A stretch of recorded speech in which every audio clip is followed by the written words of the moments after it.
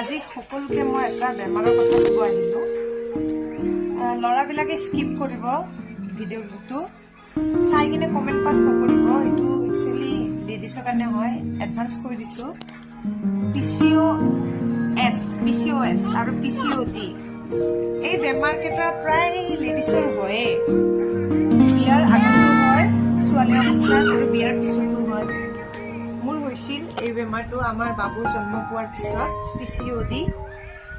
PCOD বেমাৰটো মানে এনেকুৱা এটা বেমাৰ, যোনটো বেমাৰত মানে বহুত লেডিছে ভুগি আছে। বহুতৰ বেবীৰ প্ৰব্লেম PCODৰ কাৰণেই হয়, ধৰিব নোৱাৰে, মানে ভাবি থাকে কিবা বেলেগ, কিন্তু PCOD বেমাৰটোৰ কাৰণে বহুতৰ বেবীও নহয়।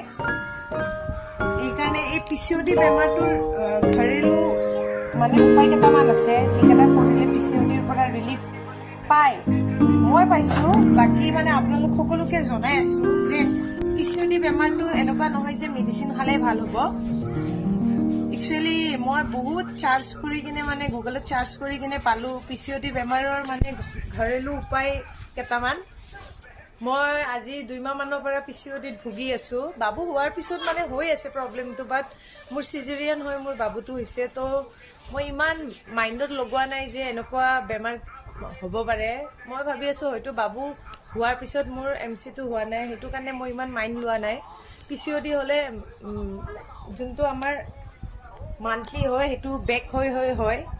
চ' মই যেতিয়া ডক্টৰক দেখালোঁ, 2-3 বাৰ ছ'নোগ্ৰাফি কৰিলোঁ, 3 বাৰতহে মোৰ ধৰা পৰিছে PCOD হৈছে বুলি।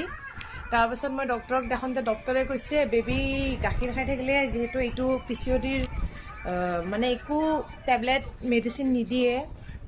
তাৰপাছত মই এইটোৱে ভাবিলোঁ যে গুগলত চাৰ্চ কৰোঁ, কিবা ঘৰেলু উপায় থাকিলে কৰিব পাৰিম। কৰিলোঁ মই।